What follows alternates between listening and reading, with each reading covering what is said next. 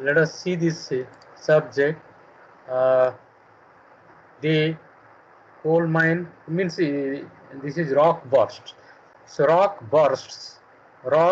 bursts, they occur in the metal mines when you go for deeper mining. So mining depth is increasing day by day since the deposits near the surface are already mined out. And whenever you go deep in the mine, it creates different conditions in comparison with the new surface mining due to the increased stress. So whenever you are working inside the underground mines, so the rock mass is under stress, under increased stress. Stress and strain is developed as you are mining the minerals from a greater depth. As a result, stress induced rock fracturing takes place. Stress induced rock fracturing takes place, and when the stored strain energy is suddenly released, then there will be rock fall. Rocks fail violently, leading to seismic events and rock bursts. So the rock bursts are nothing but your seismic events, just like your earthquakes, shaking of the ground. Because of the shaking of the ground, the rock bursts take place in the underground mines. So, uh, what is a rock burst? How would you like to define a rock burst?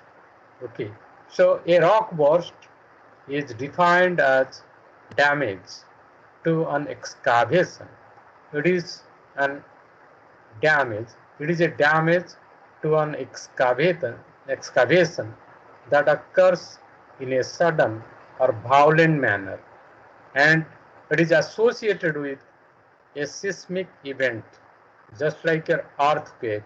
You have seen whenever there is earthquake, whenever there is earthquake, so landslide takes place and a lot of damage takes place. Buildings are cracked, buildings are uprooted. Similarly, in the case of a rock burst in the underground mines, so because of this seismic event, the rock mass falls down. So therefore, rock bursts are the most serious and least understood problem faced by deep mining operations. So this is a great danger, serious problem in underground metal mines, and people have not properly understood how this bursting takes place in the underground mines. Okay, so this is one example of rock burst accident in an Australian mine. Okay, so this rock burst uh, is because of the uh, with the advance of mining depth, as we are going deeper and deeper with the advance of the mining depth in higher stress environments. So the rocks are always in stress. So whenever you are going to disturb them by underground mining, so the stress environment changes. As a result, rock bursting is becoming an increasing problem throughout the world. So not only the rock burst is a phenomenon which is taking place in India, but it is a worldwide phenomenon. Throughout the world, wherever there is mining, so people are experiencing this rock burst. And therefore, we must understand and we must predict the rock burst. So understanding and prediction of the rock burst that may happen during the mining process have got a critical attention. That is why all over the world people are much concerned about the rock burst. People are trying to understand what is the rock burst and how to predict the rock burst in the mines. Therefore, it has been realized that rock burst hazard must be properly managed. Rock burst hazard must be properly managed as part of a daily ground control decision. So, to avoid the rock burst, you have to measure the stresses developed in the underground mines. So, uh, ground control cell is there, ground control department is there, who are always taking the measurements in the underground mines to know the movement of the strata, the rocks. So this every day the ground control department uh, making process, ground control decision making process is being carried out since the current mining conditions and techniques cannot be changed to eliminate the rock burst hazard. So whenever you are going to mine the deposit from a greater depth, so rock burst cannot be avoided. So therefore, you should understand what is a rock burst, how to predict the rock burst. So there are different types of rock bursts are there. Different types of rock bursts are there. One is called your strain bursting. First one is called your strain bursting. Second one is called your buckling. Third one is called your face cross. Fourth one is called shear rupture. Fifth one is called your fault slip. There are five types of rock bursts are there. Rock bursts are classified into five categories. One is called your strain bursting. Second one is called your buckling failure, face cross, crossing of the face, shear rupture, fault slip. So these are the five types of rock burst you come across in the mines. So this table 1 gives you the above classification of rock bursts given in the table 1 was based on past motions from seismic records.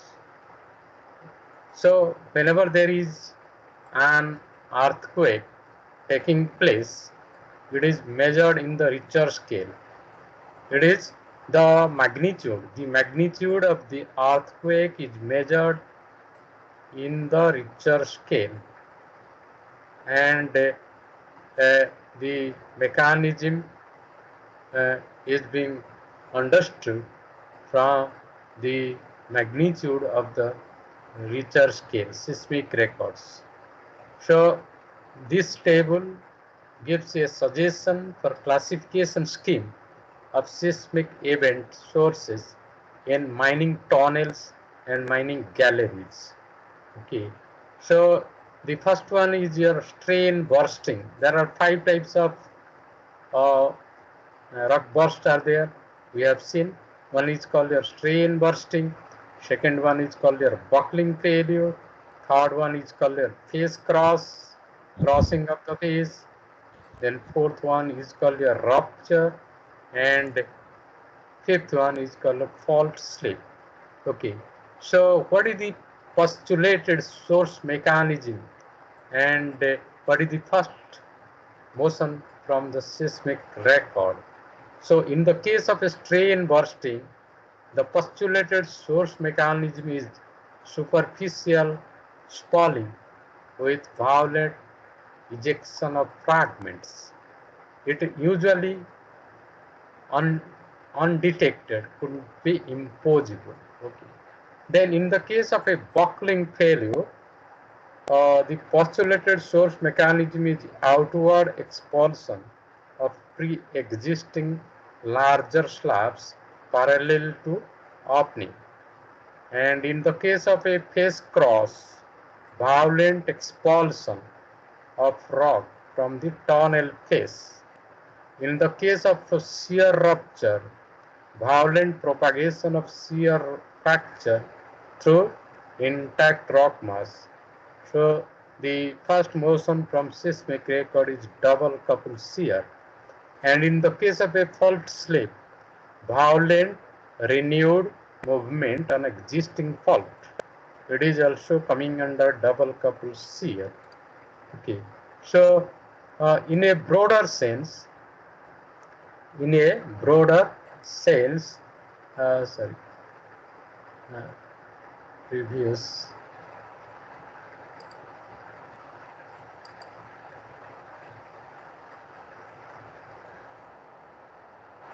In a broader sense, rock bursts are of three types. Rock bursts are of three types: strain bursts, pillar bursts, and fault slip bursts.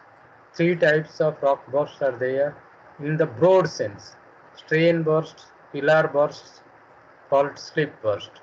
Okay. So in the underground mines, the pillars are left to give support to the roof. Sometimes these pillars they burst. So in that case, it is called a pillar burst. Okay. So what is rock burst? See, these rock bursts are either mining induced by energy release causing damage at the source. Rock bursts are either mining induced by energy release causing damage at the source, like your strain burst, without significant dynamic stress increase from a remote seismic event, or dynamically induced rock bursts with damage caused by energy transfer or significant dynamic stress increase from a remote seismic event. So therefore, this strain burst with dynamic stress increase is caused by a remote seismic event. Remote seismic event. Okay. So this strain burstings. What is a strain burst? Three types of rock burst are there. First one is your strain burst. So this is the mechanism of your strain burst. Rock burst damage to a tunnel in a deep mine in Canada. It is shown here. So in many deep underground excavations, strain bursts are the most common rock burst type. So out of the different type of rock burst you found in the mines, strain burst is the most common type of rock burst. They can be mining induced due to static stress change caused by nearby mining, or dynamically induced due to dynamic stress increase caused by a remote seismic event. It is also called dynamically induced strain bursts. There are two conditions must be fulfilled for a strain burst to occur. How these strain bursts occur? There are two conditions the rock must fulfill for the strain burst to occur. So what are those two? What are those two conditions? First condition is, first, the tangential stress. The tangential stress, like the maximum principal stress, must be able to build up in the immediate skin of the excavation. The first condition to be fulfilled for the strain burst is, first, the tangential stress. So this tangential stress is nothing but the maximum principal stress must be able to build up in the immediate skin of the excavation. And the second condition to be fulfilled is, the rock mass surrounding the fracturing rock must create a relatively soft loading environment such that the rock falls locally in an unstable, violent manner. The energy released by a strain burst comes from the stored elastic strain energy in the failing rock and the surrounding rock mass, not from the seismic source. So these are the two conditions to be fulfilled for a strain burst to take place in the mines. Okay, so these two conditions, if they are fulfilled, then there will be strain burst in the mines. So what is a pillar burst? You know that in the case of coal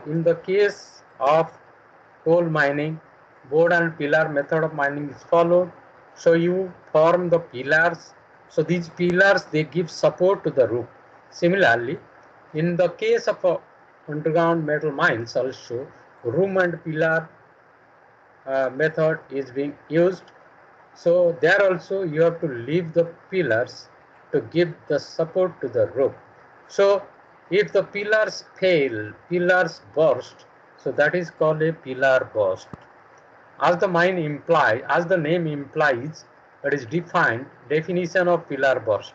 It is defined as a violent failure in the pillar core or the complete collapse of a pillar. So these pillar bursts often occur in deep mines. If the depth of mining is very high, then pillar bursts take place. When the extraction ratio is also very high at a later stage of mining. So if the extraction ratio, the minerals extracted from the mines is very high, production is very high, and the depth of mining is very high, then pillar bursts do take place. The volume of failed rock, if the pillars burst, the volume of failed rock and the affected surrounding rock mass is usually larger than that involved in a strain burst. Okay, in the case of a strain burst, the volume of rock fallen from the bursting is less compared to the pillar bursts, and hence the released seismic energy is much greater. In the case of pillar burst, the released seismic energy is very high. Similar to strain bursts, pillar burst can be classified into two types. One is mining induced pillar burst, dynamically induced pillar burst. Okay, so mining induced pillar burst means if whenever you are going to do mining, drilling, blasting, loading, transportation inside the mine by using the machineries, mechanized mining. So you are introducing the stress and strain by removing the rock from the mine. So that is called your mining induced pillar burst. And the dynamically induced pillar burst is because of the seismic activity, because of the ground movement caused by a dynamic force. So this is the pillar burst. So if you see these figures, so figure A is bursting of intact rock. So this one is the gallery. This is the arc-shaped gallery. This is the gallery, mine roadway, and this is the roof.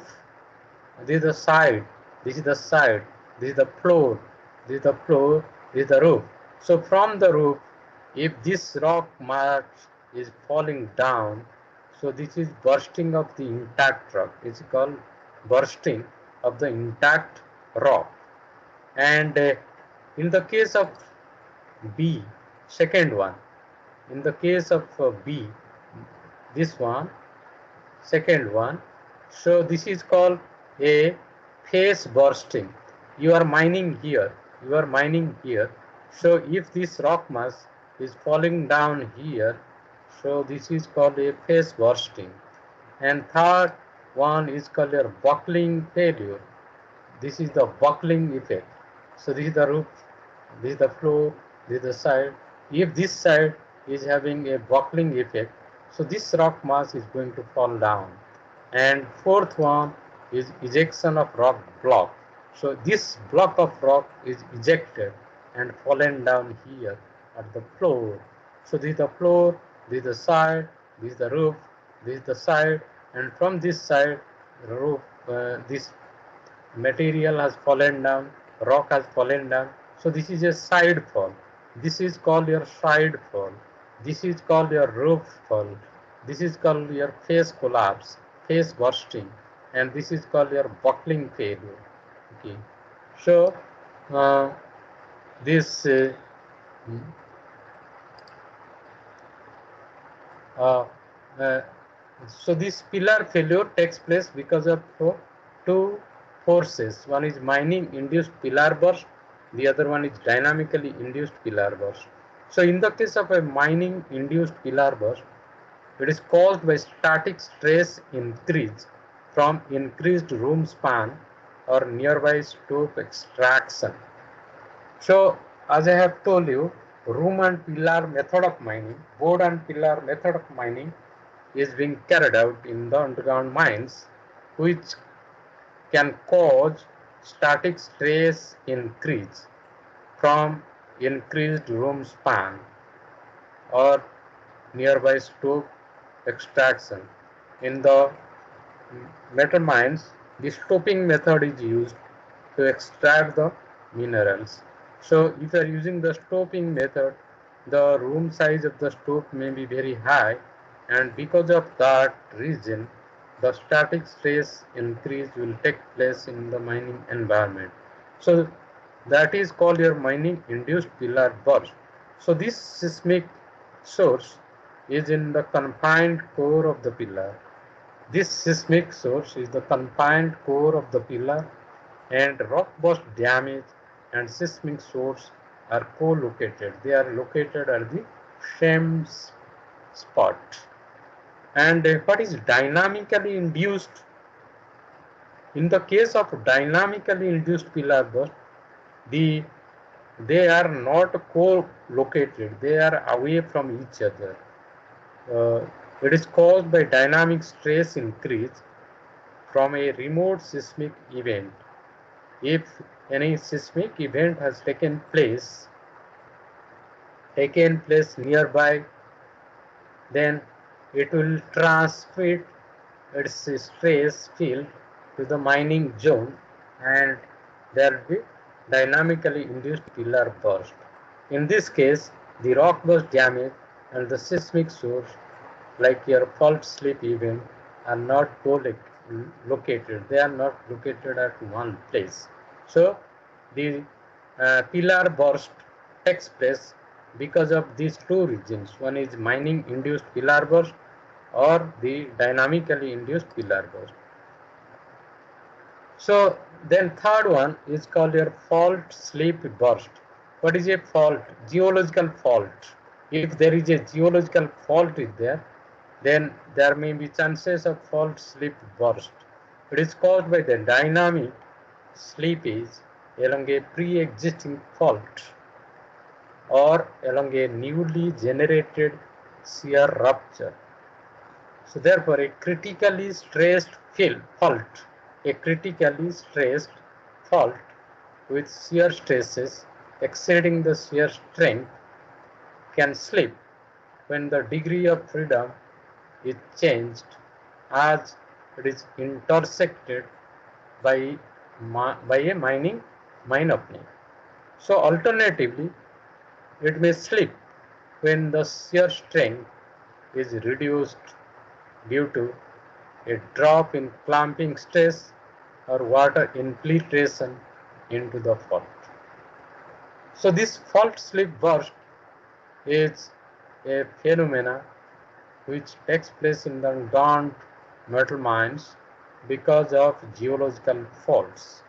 Finally, it may slip plane. If there is a slip plane is there, so it will slip when the mining induced shear stress is increased and uh, exceeds the strength of the fault, which is a function of the normal stress, the coefficient of friction of the fault surface, its waviness or dilation characteristics, and in the case of fracture propagation, the strength of the rock mass.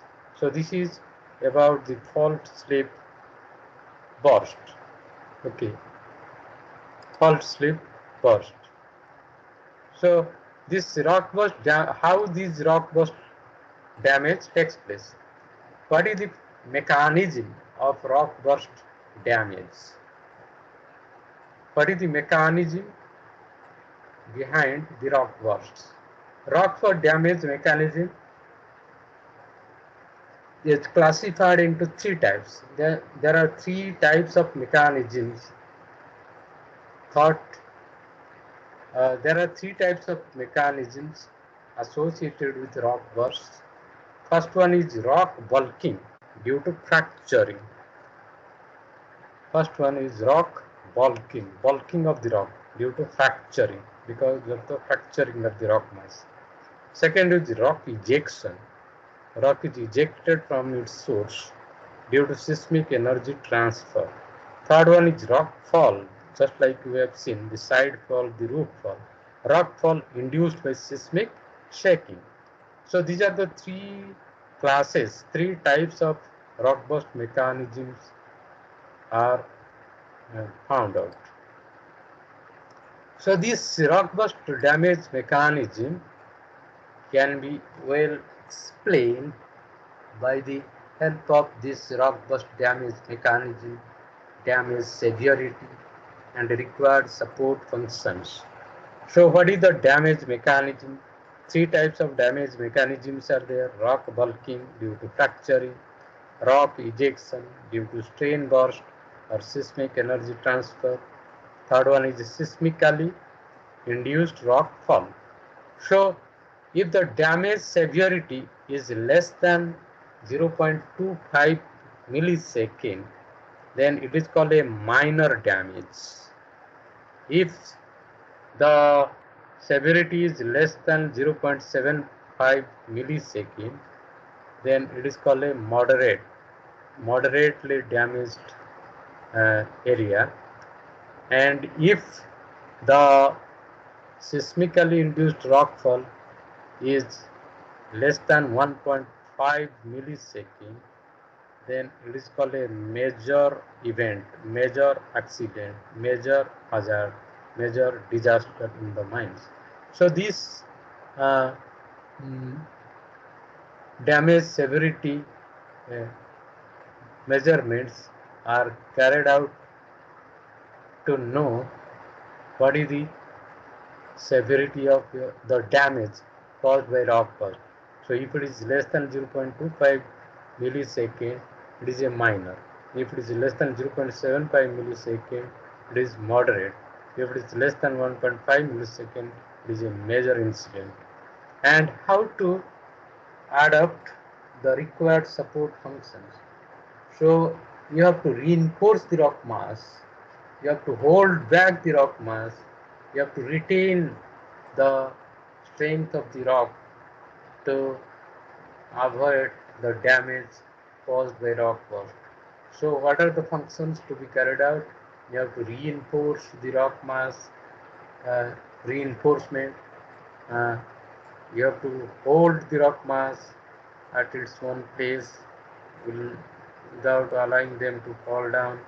Retain the original stress field before start of the mining. So this is the rock burst damage mechanism explained by the help of this diagram. So three types of damage mechanisms are there: rock bulking due to fracturing, rock ejection due to strain burst or seismic energy transfer, seismically induced rock fall. So this is the way by which you can reinforce or adapt the support functions. Okay. So this rock bulking, the first one is rock bulking is due to rock fracturing. Bulking takes place because of the rock fracturing, can be caused by both a remote seismic event and a bursting event itself. So brittle rock fracturing, brittle, if the rock is brittle in nature, brittle rock fracturing occurs as a result of crack and fracture initiation and fracture propagation and collisions. So this leads to the generation of new fracture surfaces. in a previously intact or less fractured media, and as a consequence, so this rock mass disintegration leads to rock mass bulking. So this bulking process, rock bulking, fracturing, rock bulking process is in large part a result of geometric block incompatibilities and thus is much larger than dilation during plastic rock mass yield. So most importantly, it is a directional phenomena perpendicular to the excavation wall. So during bulking, the broken rock volume increases as it is fractured and fragmented. So uh, this bursting of a strain burst event in an intact rock, this is the posturing. This is the roof posturing takes place, and after that the release of the energy, bursting of a strain burst event in intact rock. The rock must fall down here. Okay. So this, what are the causes of rock burst? What are the different causes associated with rock bursts? There are many factors responsible for the rock bursts. There are many factors that influence rock burst damage, and the severity of the damage is because of the following factors. First factor is depth of mining. We have seen that as you are working at a greater depth, so there will be more stress and strain in the rock mass. So as the depth of mining is increasing, so there will be more stress and there will be more failure of the rock mass. And the other factor responsible for the rock bursts is stress condition. What is the stress and strain condition in your mining environment? Stress condition. What is the existing stress condition in the mines, in the pillars, in the galleries? What is the existing stress condition? Third one is geological condition. What are the geological factors who geological conditions existing in the mines? So these geological conditions encompass what type of rock you are going to mine, type of rock you are going to mine, what are the different type of rocks associated with your underground metal mining, type of rock, mineral composition of the rock, the what type of mineral you are going to mine, what is its mineral composition of the rock mass, then what is the strength of the roof and floor strata, what is the strength of the roof and the strength of the floor strata. So these are the geological conditions. These are geological conditions responsible for the rock burst to take place. Fourth one is your geological discontinuities. Geological discontinuities. You know that the geological discontinuities, the geological discontinuities uh, are there uh, in every mine, like your faults, folds, dikes, sliding plains, fractures, fissures, geological discontinuities. If they are present, then they are going to create problem in the form of rock bursts. So these geological discontinuities are, what do you mean by geological discontinuities? Okay, so these geological discontinuities, let us see. Geological discontinuities.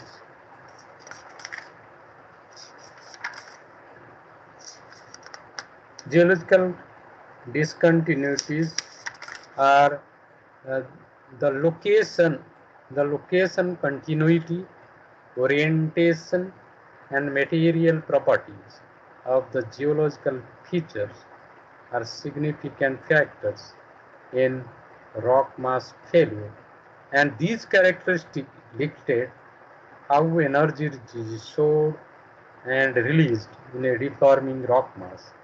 It is important to note that while geological features play a role in the release of energy and the generation of seismicity and rock burst damage. Then fifth one is your orientation of the working phase. Orientation of the working phase. You are mining the deposit. What is the orientation of the working phase? The other factor is method of working, whether you are working with board and pillar method of mining or longwall method of mining. But in the case of metal mining, because rock bursts are associated with metal mines, so method of working adopted in the metal mines are not as practiced in coal mines. So metal mining methods are stoping methods, cut and fill methods, and sub-level caving method, other methods, room and pillar method. So what method of work you are going to work. And seventh factor is presence of major faults, geological faults. Major geological faults if present in the rock mass. And eighth one is factor 8, mechanical properties of the rock mass, mechanical properties, strength properties, compressive strength, tensile strength, cohesion, angle of internal friction, mechanical properties of the rock mass are very important for the rock burst phenomena to occur in our mines. So these are the 8 factors responsible for the cause of the rock burst. Okay. So if you see this, the rock surface, this is the rock surface after a strain burst. After the strain burst has taken place, the rock surface after a strain burst in a massive quartzite mine, in a deep metal mine. This is the view of the rock surface after a strain burst. And this is a fault slip rock burst triggered by a seismic event of magnitude 1/4, 3.8 in a metal mine. Okay, so this what do you mean by depth of mining? Depth of mining. So if you are working at a greater depth of mine working, increasing mining depth, gravitational stress increases. Whenever you are working at a greater deep mines, so the gravitational stress also increases, and the ore body and surrounding rocks can store more strain energy, which always induce destructive bursts. Okay. This is because of the depth of mine working. So if you are working at a greater depth, if the depth of mining is very high, so what happens? Gravitational stress increases because of the gravitational pull, because of the gravitational force. So the gravitational stress increases, and the ore body and the surrounding rocks, in that case, they can store more strain energy, which always induce destructive bursts. Okay, this is because of the depth of mine working. Then stress condition. What is the existing stress condition of the mining environment? So high stress is one of the primary causes of rock burst in the mines. High stress conditions are typically a combination of the natural pre-mining in situ stress and stress changes induced by mining. So before mining, what was the stress field? In situ stress. And after mining, how the stress field has changed. So the stress condition of the mining environment changes because of the removal of the rock mass from the mining working phases by drilling and blasting and loading and transporting the minerals from the mines. So you are inducing stress in the mining environment, which is called your mining induced stress. So these stress conditions are of two types: in situ stress and mining induced stress. So what is the in situ stress? Before the start of the mining, um, and after mining, after drilling and blasting, how the stress field is going to change. So that will dictate the uh, stress field, stress condition in the underground mines. So therefore, high stress is one of the primary causes of rock bursts in the mines. If there is high stress is there, so there will be bursts. High stress conditions are typically a combination of the natural pre-mining in situ stress and stress changes induced by mining. So this is all about stress conditions. Next is your geological conditions. We have seen the geological conditions. In the case of a geological condition, what type of rock you are going to mine? Type of rock, igneous rock or metamorphic rocks are more prone to rock burst. Igneous and metamorphic rocks are more prone to rock burst compared to sedimentary rocks. So if you are mining the sedimentary rocks, so there would be less problem of rock bursts. And what is the mineral composition of the rock? Mineral composition of the rock. Siliceous rocks and those contain hard mineral are more prone to rock burst. If the mineral composition of the rock consists of silica and hard minerals, they are very prone to rock burst. Fine grained rocks are more prone to rock burst also. If the grain size, fine grained rock mass is there, so they are also very prone to rock burst. Siliceous rock and the rock which contain hard minerals are very prone to rock burst. Similarly, fine grained rocks are very prone to rock burst. Then third one, geological condition, is strong roof and floor strata. Strong roof and floor strata. If the roof is strong, if the floor is strong, then what will happen? So the strong roof and floor strata immediately below the ore and strong roof strata within 30 to 50 feet of the deposit have long been recognized as major contributors to rock burst. So this is a major contributor to the rock burst. Strong roof and floor strata immediately below the ore and strong roof strata within 30 to 50 feet of the deposit have long been recognized as a major contributor to the rock burst.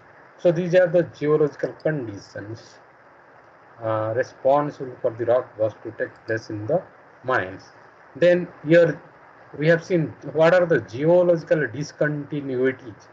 So the location, continuity, orientation, and material properties of the geological features are significant factors in rock mass failure.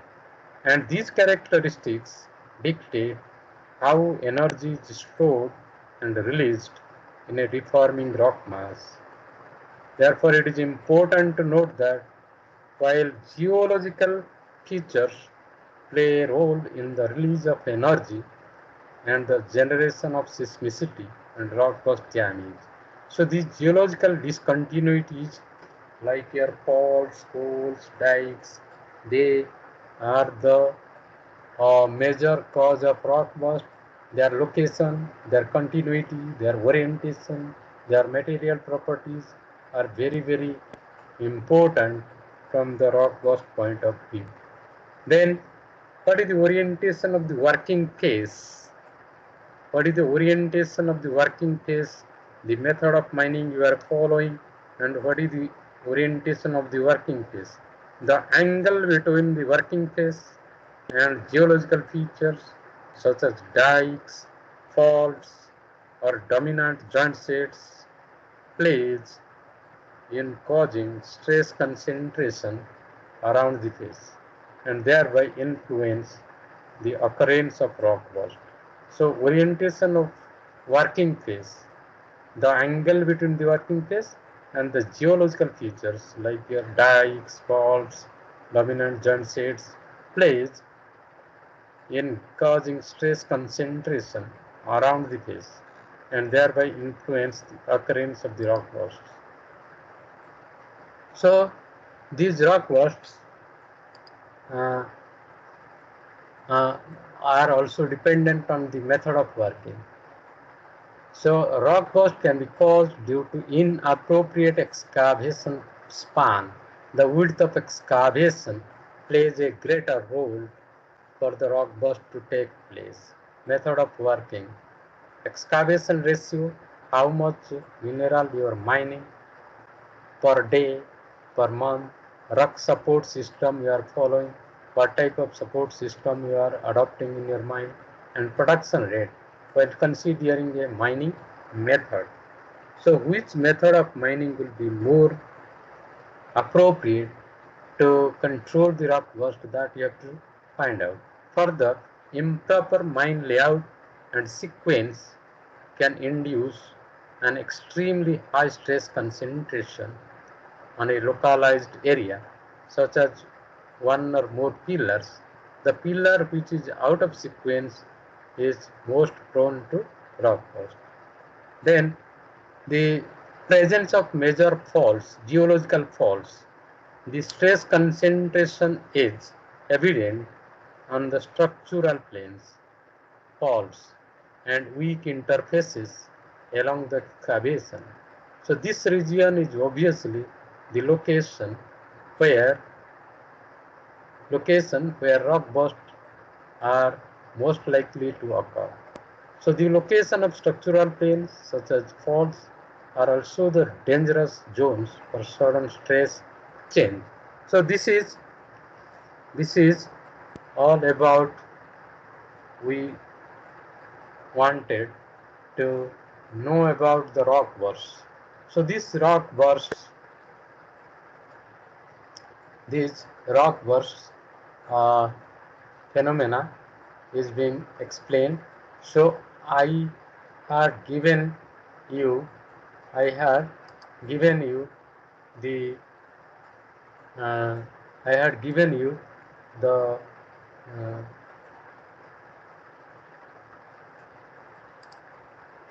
I had given you the uh, assignment number 2, where you have all written about the rock burst. So this is all about today's class about the rock burst. Thank you. Hello. Thank you, sir. Thank you. So this Thank you, rock sir. burst you study, you have already written about the rock bursts. You have already written about the rock bursts in your assignment. So you study yourself and try to understand what is a rock burst. Thank you. Thank you.